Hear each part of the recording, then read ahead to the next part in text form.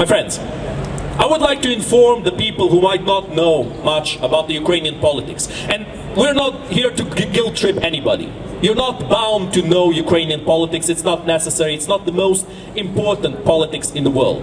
But right now, it does matter. When Viktor Yushchenko became president, he promised to make Ukraine closer to Europe, to make Ukraine a European country. Ukraine was always geographically a European country, but culturally, unfortunately, Ukraine was still in the sphere of influence of the great kleptocracy of Muscovy.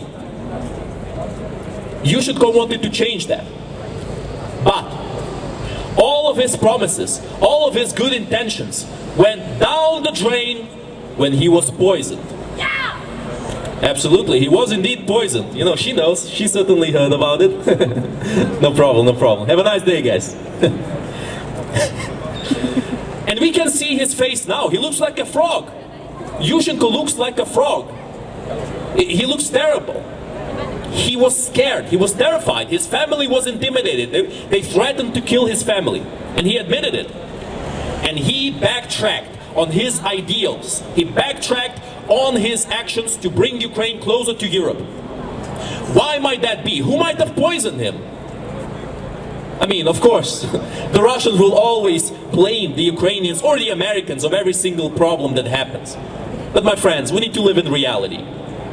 After that, Yushchenko started becoming more pro-Russian. So it doesn't take a genius to understand what happened. But let's speak about Yanukovitch, Viktor Yanukovitch. Somebody that the Ukrainians usually called Bandyukovich, which is a mix between the Ukrainian word bandit or bandyuk and Yanukovych, which is his name. He became president, actually. He actually won the election against Viktor Yushchenko on the first try. But he was found guilty of voter fraud. So, of course, he lost the presidency. But guess what? On the next election, he ran for president again. And it was a very dodgy election, again. But this time, the Russians flooded Ukraine with bribes and narrowly avoided any kind of a serious check on whether or not there was voter fraud. So the very idea that Bandyukovich was a legitimate Ukrainian president is false. That very idea is idiotic. And what happened after that? Well, the Russians did not enjoy the fact that the Ukrainians were getting their real freedom from the Russian influence. That the Ukrainians were finally becoming a completely independent country from the Russian terrorist regime. And of course, what happened in 2014 was a very similar situation to what happened in Georgia all the way back in 2008. Except when Georgia was overwhelmed by the Russians, because Georgia, of course, is a smaller country. Ukraine was able to fight back. Years have passed since then. Long years. And the war never ended in Donbass. 2 treaties were signed. 2 Minsk agreements, both of which Russia violated. Because they did not care about whatever treaty they would sign. The only thing they cared for was their immediate advantage on the battlefield. The Russians betrayed their word at every opportunity when they got the chance to find even the minutest gain with that betrayal. And then, when Zelensky became president, and Putin once again saw Ukraine going even further to the west, he decided to go for a full-scale invasion of Ukraine, to completely destroy the Ukrainian state, to enrich the Russian elites, with the very idiotic excuses of supposedly liberating the Russian speakers in Ukraine.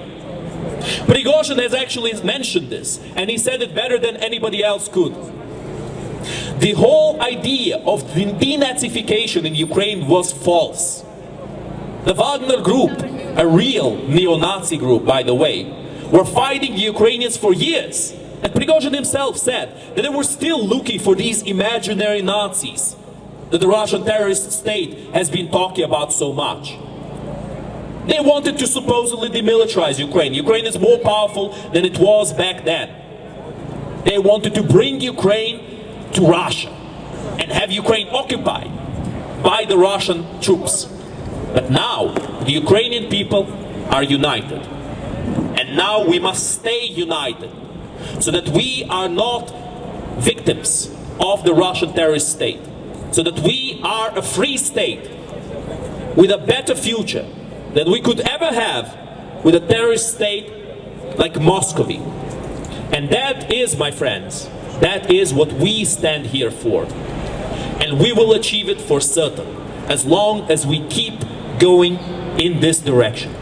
Slava Україні! Героям слава! Слава нації! Смерть ворогам! Україна! Понад усе! Україна! Понад усе! Україна! Понад усе! Героям України тричі! Слава! Слава! Слава! Ворогам України тричі! Смерть! Смерть! Смерть! And now, my friends, we will have another short musical break.